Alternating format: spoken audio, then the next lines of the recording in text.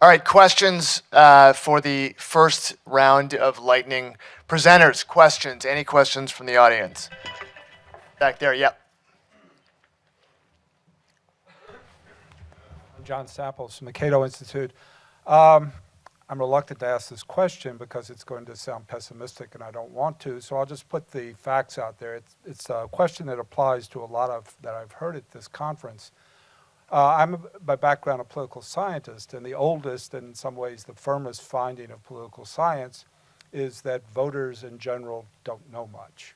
And that's like a 60-year finding. The problem always is, in rooms like this, people know a lot about politics. But voters don't know, voters don't know much. Voters don't know much about politics. They may well know a lot about cars and things like that, or consumer goods. And the reason advanced for that over time is that rational ignorance is actually a natural equilibrium, right? If people vote, they don't have a great deal at stake. So it's very unlikely that a single vote will change an election, which would have an enormous effect. So the incentives for finding information, for thinking critically about information, and for knowing a lot about politics are actually quite poor. And that theory is actually an explanation of what we observe and have observed, I should add, for 60 years in surveys. So given all of that, and not wanting to be pessimistic, I guess I would just say, given that fact, how can we expect to deal with this problem of incentives? Because I think maybe it doesn't apply to what you're talking about, but it does, to me, seem to apply. Is it on? I don't think this is on. But hello? Oh, there it is. Sorry. So I actually think this is a great question, because I think that what the purveyors of misinformation have done really well is they go into exactly that place that you're talking about, which is people are disinterested, which is why these memes and these online digital content spreads the way it does. I was talking to a gentleman before this conversation, or before I came up here, and I was saying they're just better at this stuff than the fact people are. They really know how to go into sort of personal biases and split people off who are like, I kind of believe part of this. And I think the solution, to me, is less regulation and less finger wagging, and more, we need to get better at reaching people where they live with this type of information in the ways that they consume it. Because it's interesting, a lot of people view these narratives from fake news purveyors as negative. It's actually positive. Their storytelling ability, their narratives are affirmational to their audience. And we, if we're gonna like combat this, need an affirmational, value add for people to consume the truth, so to speak. So it's less finger wagging and more reaching people where they live in a way that they actually care about, which I would argue we're awful at. I'll just say a few things outside of politics. So I'll sort of put that aside and just say that in my class, we sort of treat misinformation, disinformation much more broadly than politics. In fact, we try to avoid those kind of conversations that we can't fully avoid them, but they're just such low-hanging fruit, and students are pretty good at least the tests that we have. People do care about their health, though, and they do care about making decisions that might improve their quality of living or their family. And there's a lot of disinformation out there, and my sort of concern, like I mentioned in my talk, is around the misinformation about and in science, and that I do think we need people to be able to reason a little bit more, and at least sort of have a set of skills to make sort of decisions. So when I think about this MisinfoCon or just the misinformation field emerging, I think of it much broader than politics. But your point is an interesting point, and maybe I'd love to talk more offline about that. Okay, great. I guess I also feel that sometimes ambivalence, I suppose, about where we are situationally right now, in the sense that an additional problem is really the abundance of information, right? So not only do you have the issue that people maybe in certain realms they don't seem like that they care, but added to that is this challenge of the weight of it. There's so much information, and so in terms of trying to sift it and trying to prioritize what's important versus other, that's an additional challenge that people didn't have as much earlier. But I guess I have two additional thoughts. One was that honestly, as Jevin said too, the smaller realms, these are also political realms, these issues about health. And I have asked in this recent period too about my own personal relationships, family, and friends that are actually on many sides of the spectrum and voted in different ways during this past election. And thinking about like, what does it mean to authentically engage with them, people I care about issues, maybe not sort of P with a capital P, but small p. So maybe there is that opportunity there that we need to think about. What does authentic exchange mean with so much information? And maybe one final thing. I have a 9-year-old son, and we were recently in England this past year, and they actually have news education for very young people. Once a week, they have something called News Round, and so they look at, with their whole class, these little excerpts from the news, and they love it. They love it, and so that was actually also inspiring and hopeful that maybe we don't have the conditions now, but there could be these conditions to create curiosity and promote productive discussion. One quick thought. I think it was E.B. White who said something like, democracy is the recurring suspicion that more than people are right more than half the time. That feels appropriate for what you are saying. And the thing is that people do vote with more knowledge when they think they have a stake in the outcome.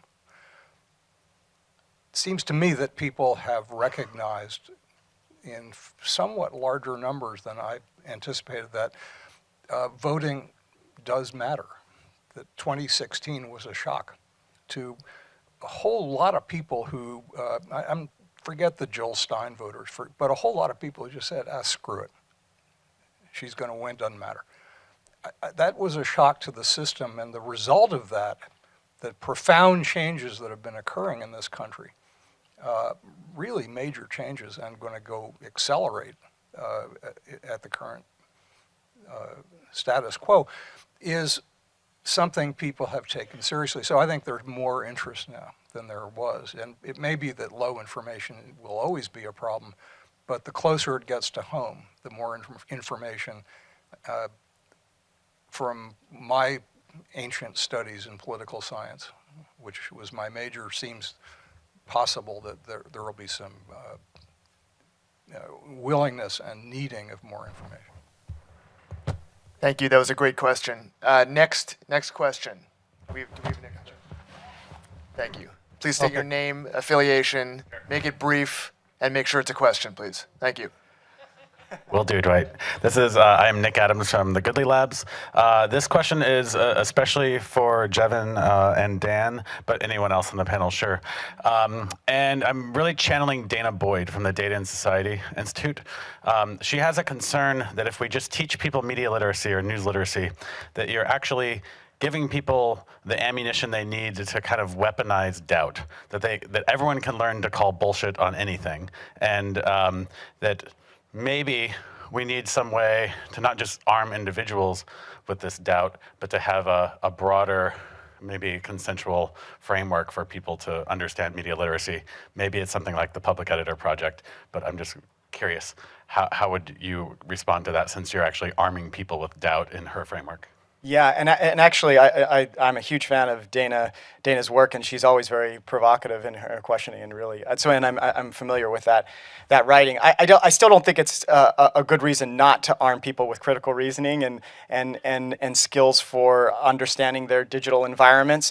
But I get the point. I mean, I've recognized when I talk to middle schoolers, that's the level in which I start getting concerned about giving them too much doubt. about the world. At that point, they're just starting to learn, and if you crumble everything about all the foundation under them about what might be true about the world, that could be, we want to create a new generation of nihilists or something that just doesn't trust anything.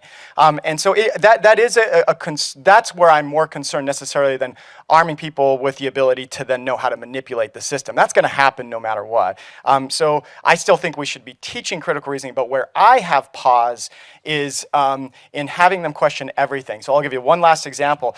My love affair with science may not come out when I tend to be critical of some of the problems, whether it's reproducibility crisis, p-hacking, all the outcome switching, all the kinds of things that we need to clean up in science, because that is a true bastion, we hope, of somewhat truthiness. And when I criticize it, I always start lectures with my love affair with science, and that it still works, for crying out loud.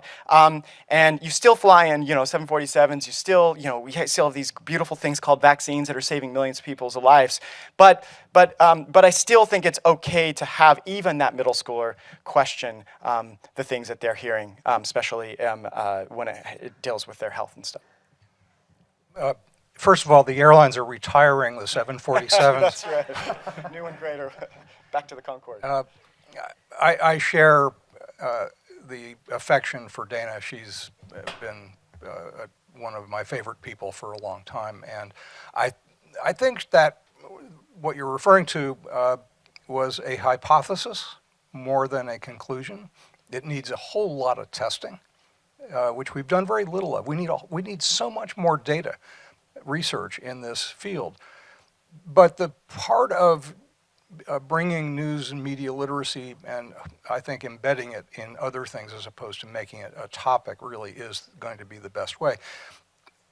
If it's not skepticism based on everything should be checked, period, it's skepticism based on wanting evidence.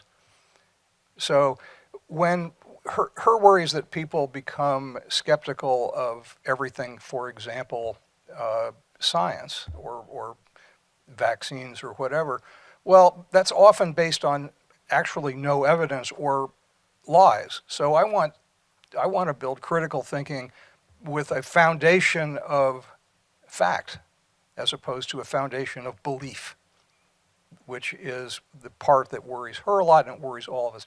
But at the core, we need much more and better research, and I think much more and better work in this whole area. But it's pretty, there hasn't been much until quite recently, so I think we're at the beginning.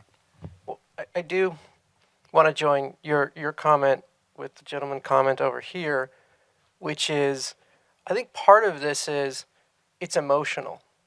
There's a lot of emotion behind this stuff. And so the narratives that are built online, that's already built into it. This mistrust of facts, that's a big part of their narratives. And so building out a curriculum to critically analyze this stuff, well, yeah, great. There's somebody on the other side who's already been doing that online for a long time. Like, don't trust anything about the government, or don't trust, the mainstream media. That's a big part of their narrative, and where it allows them to reach their people emotionally. And how this connects back to the political part of it is what these guys have done really well is they've localized a lot of these conversations in a way that is related to science, related to any number of things that affects people on the daily basis. And part of it is, the curriculum and all of that. But the other part of it is, how do we also reach people where they live in a way that is emotional, that they will actually share? Because I would argue that the biggest problem to solve for here is they have an organic audience that just reshares because they feel like what is being said in these fake news validates their everyday life. And I think that's a trickier question underlying all of this. I have one thought, which is that I think in addition, alongside to critical thinking skills, is that we need to also be talking about people talking about truth with more complexity, right? So in other words, the numbers thing, I really like trying to demystify numbers too, right? Because they're so opaque, right? You see a number and you're like, what do I do with that number? Or in some of these situations too, like talking about facts, I think sometimes we're in danger of replicating the same binaries in certain very complicated issues. And so if we're teaching the critical thinking skills, we do need to start talking about at the same time, talking about truth with complexity and having people being comfortable with that complexity. I think, perhaps that's one thing that we haven't been doing as much, is how to be, comfortable with the fact that there is difference and a little bit of diversity and a little bit of like, a little spectrum there. And the reason why I think about this has to do with, for example, when you start talking about genocide or the reporting of genocide. My background is as a German history person, and I think about these numbers related to the Holocaust, for example, or in more recent work, numbers related to human rights violations, say in Burundi.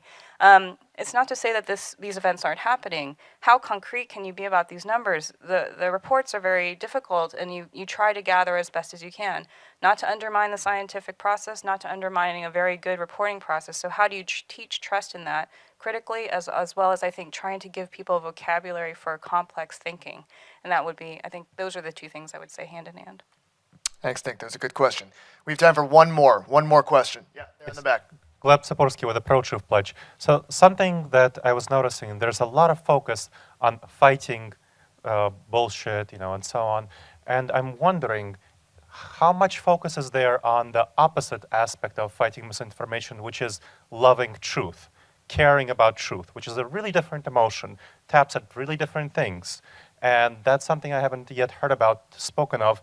And then tying it to politics as well, there is a lot of movements right now to unite the country as opposed to divide it, which I think is tied to call to love truth, unite our country, be patriotic, as opposed to split apart and fight misinformation, fight bullshit. So I'm curious about your commentary and your thoughts on those things. I can just say a couple of things. It's an interesting question. One thing that researchers have found that that live in these conspiracy worlds, that read this and can be completely disoriented to the researchers themselves, they have found a few things that I found super interesting. Kate Starberg is one researcher at our university that's found some of this stuff. One is that these online conspiracy communities are gateways to other conspiracy communities. So if you, if you sort of stumbled upon a website around anti-vaccination or whatever, you're invited to be a critical reason. You're questioning the institutions that are telling you how to think. And so these individuals are in love, I think, with the truth and do want to seek truth in some ways. I think, I give most people the benefit of the doubt across the political spectrum that want to get at truth. And and they're inviting in the same ways that we do at universities. We want to make you better critical thinkers. Well, do you want to be a critical thinker and just accept that vaccine? Well, come on in. So they come on into these communities, and they start to, you get this illusory truth effect where you sort of keep hearing the same thing and you start to believe it. And then before you know it, they find these same individuals, these same people that were in this anti-vaccination community, now in the flat Earth communities, and they're tracking a lot of these people that move from one to the next and become sort of gateways. But the gateway, the original gateway, is sort of being a part of this group, being that independent thinker, a critical reasoner, which is sort of hard to. That's the same sort of thing that we're recruiting at university campuses, and both groups seem to be after becoming smarter or closer to the truth.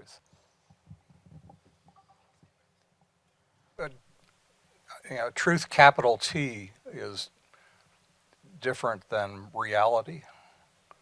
And one of the issues, and I think it's directly related to the science question, which is that the whole scientific method at some level is about attacking what has been the perceived truth to find out if it's wrong, to iterate, to test, to hypothesize, to see if we can figure out a little bit better.